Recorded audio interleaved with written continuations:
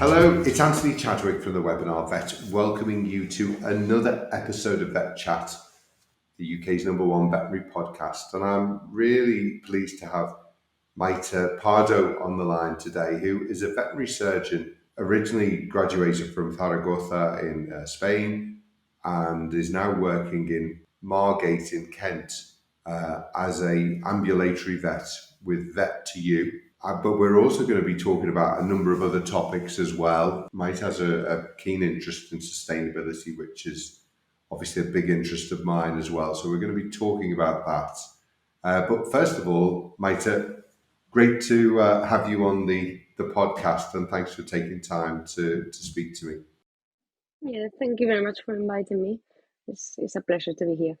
Maite, tell us a little bit about what made you become a vet, and tell us maybe a little bit about the history since you've qualified as well. So I don't really remember why I decided to become a vet. I have asked my mum about it, and she said that since I was very, very young, I just wanted to be a vet. But then my sister was the one that started being a vet before me. So she started university 5 years before. And then I just follow her, basically. But yeah, I had animals all my life. So I grew up with dogs. And then since I was 11, I had cats, and I've been living with cats ever since. So it's mostly small animals that I was passionate about. And then after I finished my degree in Spain, I worked for a couple of years in Spain. I was doing emergencies mostly. I decided I wanted to do a little bit more further training and move to the UK to do a couple of internships first and a little bit of charity work. And now I am a Vet2You, being in quite a cool job, being a mobile vet. Yeah, that's my career. Brilliant. Summarize. I was similar to you, and I think a lot of vets have this same story of just wanting to be a vet from a very early age. And I'm looking at now, we've got the birds on the bird table and the feeders. And it was a sparrow that is my first memory that my friend accidentally killed on the playground. And I thought, well, had I been a vet, I might have been able to save it. And it just stayed as a sort of, as a theme, as I think you said as well. You just always wanted to be a vet, and just very fortunate to being able to do it as well. But maybe tell us a bit about how does the job work with Vet2You? That's ambulatory. So what sort of things are you doing in the job when you're traveling around to different people's houses and so on? So it's very interesting. So we work in the Thanet area, which is part of Kent. It's the coastal part of Kent. So we cover quite a few postcodes, and I would say probably around 15 square miles that we cover with the vans. We have 3 vans, and we do vet consults in one of the vans. So we do everything that you can think of in a normal small animal setting. And we have nurse consults as well. So one of our nurses goes around as well doing weight clinics and some sort of injectables that she can do. And then we have the operating van, which is the one that I use the most, and which is a converted van into a theater. So we plug the van into the mains of the client's house, and then we can do all sorts of surgeries, radiographs, dentals. I would say mostly everything apart from fancy surgery, because we don't have the training for it. But I'm doing my certificate in surgery, so I do quite a lot of soft tissue surgery in there, and it works very well because the animal is quieter, is calmer. They don't realize what is going on up until we are injecting them with something, or they see the stethoscope. And you can build quite a good relationship with clients as well, because there's less pressure on time. So we do less number of procedures or consults. So you can build quite a very good knowledge about the client, about the animal, the lifestyles. So it works very, very well. I really like my job. So fantastic. So the van is all kind of plugged in to do surgery and things. So you've got the whole sort of setup within the van. And I saw a picture, I think, on LinkedIn. It's like a transit van or of that sort of size. Yeah, so the theater one is I think it's a transit. Yeah, it's quite a large one. Yeah. Yeah, I had the pleasure to drive it, and sometimes feels a bit scary. And so, just in the Kent area, in that Thanet area that you're travelling around, how many clients would you see in a standard week, roughly? Oof, in a week. I'm not sure, in between the three of us. So we see around 12 to 14 consults a day. I do 2 to 3 procedures a day, and the nurse will see at least 7 consults as well. So because it's 3 bands going every day, it's quite a lot of people Yes. a week. Yeah. It's interesting. I think ambulatory is becoming more and more popular, isn't it? Yeah. You do hear, in other countries as well. I think in America, Australia, that ambulatory it's definitely answering a need of people who perhaps don't want to take their animals to the vets. That Yep. it makes life easier for them, doesn't it? Yeah, in Spain, where I grew up, there is now a converted ambulance, and the person that started, the vet that started it, is mostly doing it because there's a rural area very close to the Pyrenees, that is very difficult to have access to vets. So she's covering all that area. So yeah, it's just getting, you see more and more happening. Absolutely. Fantastic. What kind of drew me to you, Maite, was seeing, obviously you're a vet. We met on LinkedIn, but obviously also very involved with Greenpeace. So how did the sustainability interest develop? Was that something that came from being a vet? Was that a long-term interest, or has that come later? So that came quite late, if you, in the grand scheme of things. My interest started in 2020, in January. I was just doing a little bit of charity shopping in London, and I found this book called How to Give Up Plastic from Will McCallum. And it was reading that book with something switched in my brain, and I was like, wow, I got everything wrong in my life. Like, it was like obsessed of going shopping and buying new things and buying new clothes. Um, and suddenly I started thinking about the impact I was having in the environment. And funny enough, Willie McCallum is part of Greenpeace. So one of the things I did was to start looking a little bit more into what Greenpeace was doing at the time and how to be part of it. So I became part of the local group, which is quite easy. You just found some group locals. There are many of them in the country, and you start joining them for activities. So they do a lot of like public information. So they put the stools in the streets and they talk to people about environmental impact that we have, mostly ocean, plastics, and forests. They do quite a lot of litter pickings as well, which Yeah. I'm quite passionate about. Um, and now, for example, what I do, because we don't have a local Greenpeace in Thanet, I'm a Greenpeace speaker. So people can contact Greenpeace and request one of us to come and talk to them. So it can be from schools, it can be from community groups, from universities, colleges. Um, my favorite one is care homes, because I found elderly people, they engage very, very nicely with what I tell them.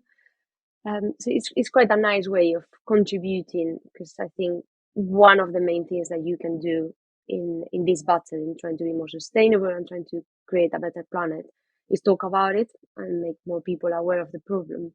And that's why I think being part of the Greenpeace speaker scheme has made me more able to have that shadow spheres of interest and shadow that people will learn from me and change. And the more I talk about it, the more people ask me more questions, like even at work. It was, yeah, yesterday we were doing surgery, and as we were doing surgery, one of the nurses was like, oh, by the way, what do you use instead of cling film in your kitchen? Because I'm trying to get rid of it, because it's bad plastic, isn't it? And it's just random Yes. conversation, and they know who to ask.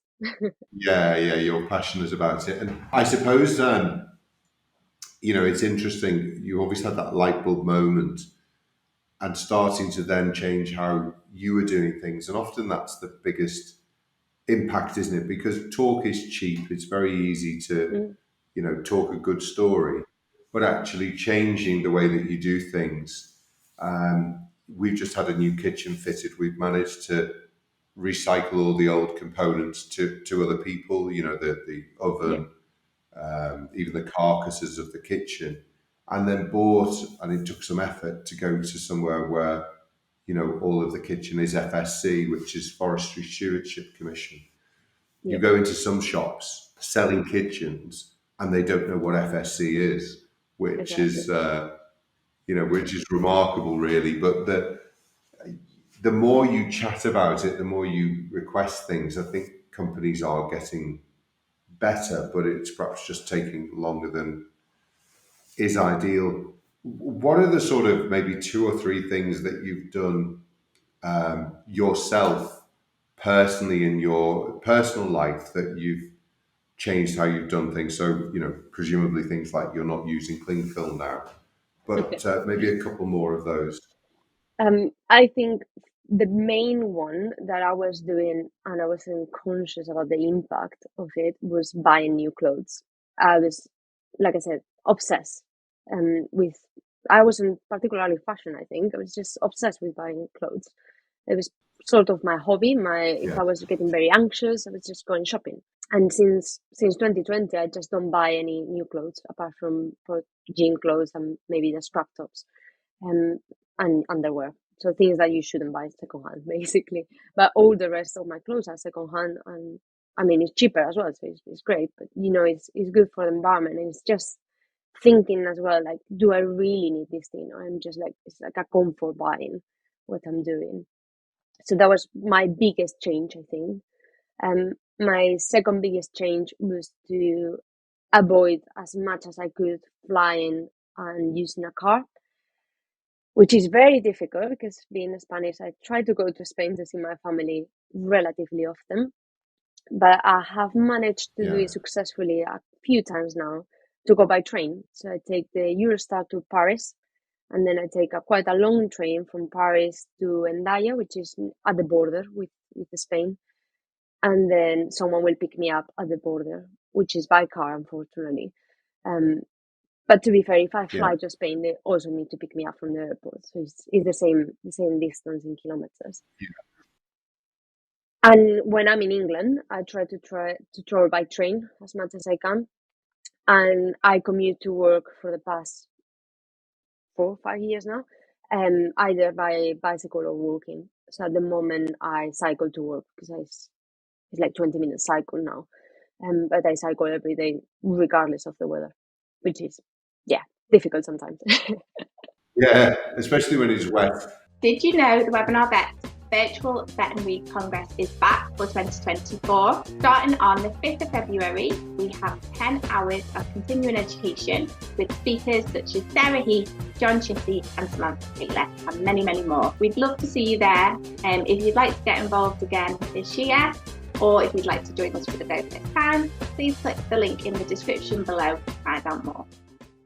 Yeah, I find, you know, the plane thing is difficult because also we're looking as a company to, you know, expand into America. So I'm going to be at VMX, but I really do try to think about it, you know, before we jump on a plane. The difficulty at the moment now, the state of English trains compared with Spanish or French trains is quite problematic.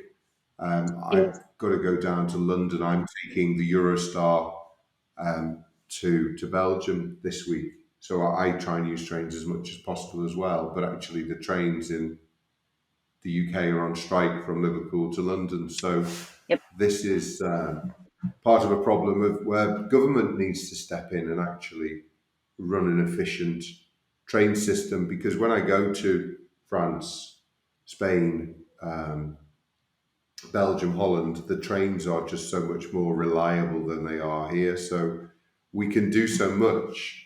And I don't like to kind of expect stuff from government because, you know, governments can be slow in the way that they act. This particular government is not particularly green either. So that is, I think, where presumably Greenpeace comes in and trying to encourage governments and big business to move quicker. So obviously you're giving talks and things. Is there, and we know Greenpeace has been activists who climb up big chimneys and go out and stop whaling happening. So really important direct action, which I on the whole, would support. I think we need a mixture of things. So some of it is like our Veterinary Green Discussion Forum to bring people together to iron out differences and do that in a more diplomatic and less binary way. But Greenpeace has been so successful over the years. Have you climbed any big chimneys lately, Maite? No, I don't do direct actions, because being a foreigner has the downside that you can get in a lot of trouble if the police decided that you're doing something very illegal. And so I do non-direct ones. Yeah. I'm the one that sends all the emails to the MPs all the time, which some people think they don't work. But we have a success story from this year, which was that we managed to get the 30 by 30. So it was our ocean protection campaign, and we were asking to have 30% of the oceans protected by 2030, and that has been now accepted. And that was an online campaign. It was people sending emails to the government representatives. And funny enough that you talk about the current government and being greener, our campaigning, the one that we are focusing now, the whole of us in Greenpeace are just working on this one, is called Climate Voter.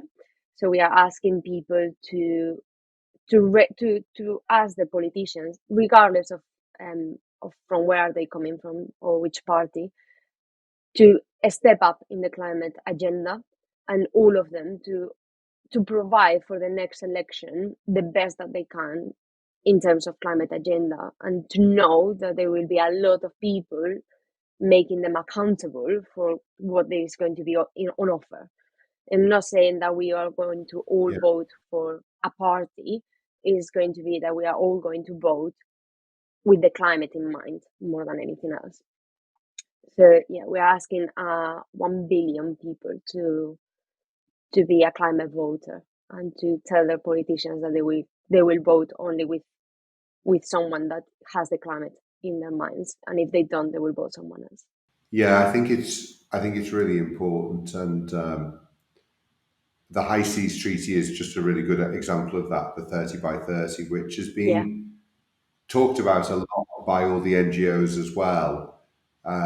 Obviously at the UN conference in Montreal in December, and it's so satisfying to see it coming into law. Of course, the next stage is to make sure it's policed and that it is actually upheld, which is sometimes the more challenging piece. We're obviously having the COP conference in Abu Dhabi at the moment, or Dubai. I think it's Abu Dhabi, and the president of the COP is the CEO of a very large petroleum company. So that will be one for us to watch, I think, to see how that develops. My first reading of it was that they were planning to increase oil production, which I'm not quite sure how that one works if you're president of a COP. Yeah, and the fact that all our representatives took private jets to go there as well, it was very, very disappointing.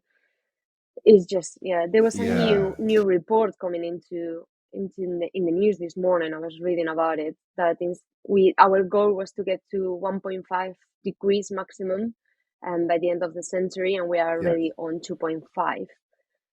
So we are really, really running out of time. And personally, I have very, very, very little hopes with COP28 this year. I'm just like a bit, not sure if it's going to happen.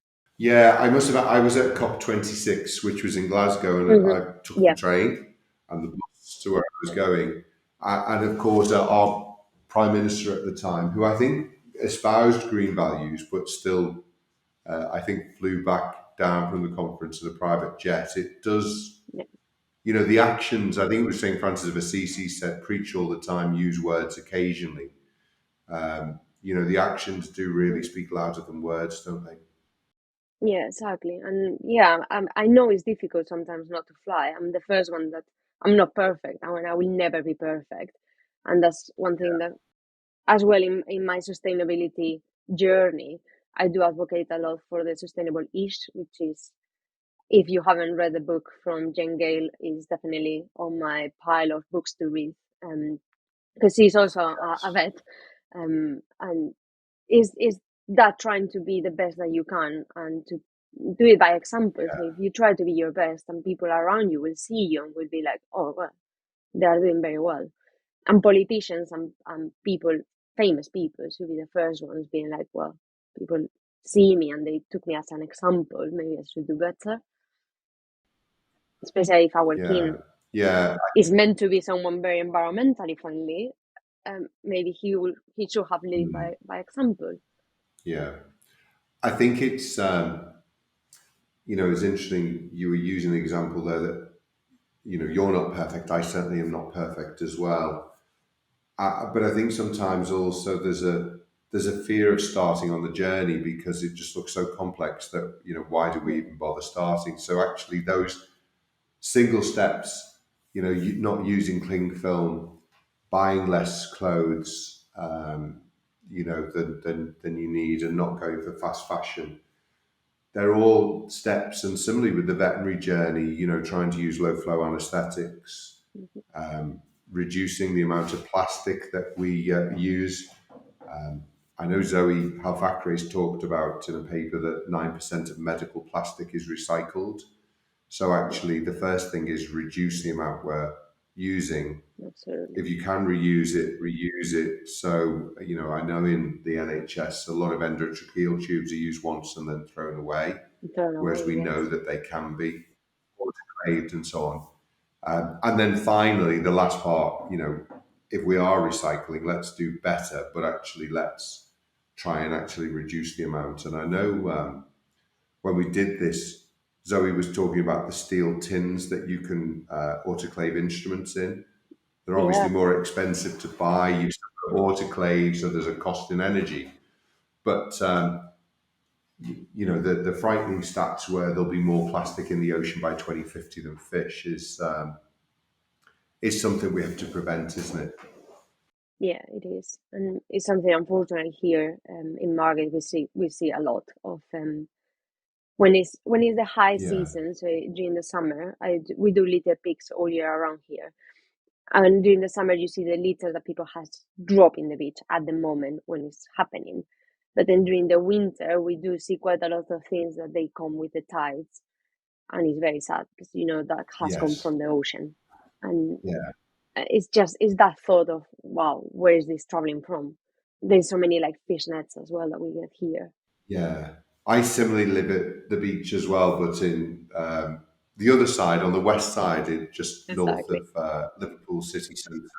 And similarly, going down and seeing the beach, often just thoughtlessness, a Coke can gets thrown on the floor or a bottle of beer or whatever.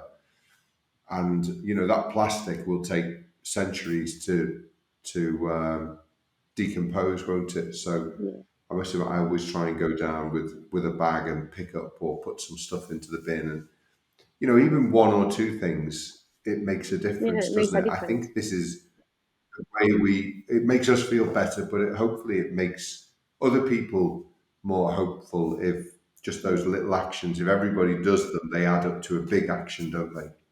They do. And I have the feeling of community. So every time I go with a group that I volunteer for, and I sometimes go on my own. And I just found every time I go, someone will say thank you every time. People acknowledge that you're doing something for everyone, and it's that sense of community as well. When you see another people doing it on the other corner, like wow, I'm not alone. It's the sense of community I think is very important. And again, it starts conversations because you're doing an action, so people can see that you're doing something very practical. And then off the back of that, it's, oh, isn't it terrible that this is happening? Yes, especially plastic because it lasts so long. And people change as well, don't they? And maybe then next time they bring a bag to pick up things, maybe not a plastic bag, but as often it is a bag, to sort of take up the beach. It's a starter. Yeah, and obviously you've done such great work with Greenpeace. With the beach cleans, we do some of them at Webinar Vets when we come down and do some beach cleaning as well. But I know also you're very involved with Vet Sustain, which obviously we enjoy working with as well, with the Sustainability Summit and the Green Discussion Forum. How long have you been involved with Vet Sustain, and what are you doing with them? So I think I started a couple of years ago, 3 years ago actually, when I moved to Margate is when I started getting more involved. For the last, I think it's been a year and a half, I coordinate the Champions Group. So the Champions Group is a small group. We are like 20 to 30 people. So we are from every little background, I would say. We have people that are in university, people that are large animals, small animals, wildlife, that they are very, very passionate about sustainability in veterinary medicine. So we have every 6 months a meeting in which we will discuss things that we have been doing, try to get a little bit of accountability of things that we are trying to implement in our own practices, but also like bring topics that they are of interest. So in the last one, we talk about how to be more knowledgeable in sustainability. So different type of courses that you can do to learn more, like for example, being a carbon literate, which is happening now with the Sustain as well, which is quite a good course, if I can say. But also like being more involved with the carbon calculator or doing investors for the environment. Those sort of things that you could do as an educational purpose. The next one is going to be on parasiticides, because we all know that we are overusing them, and with the new RCBS legislation, we also need to be more careful on prescribing them.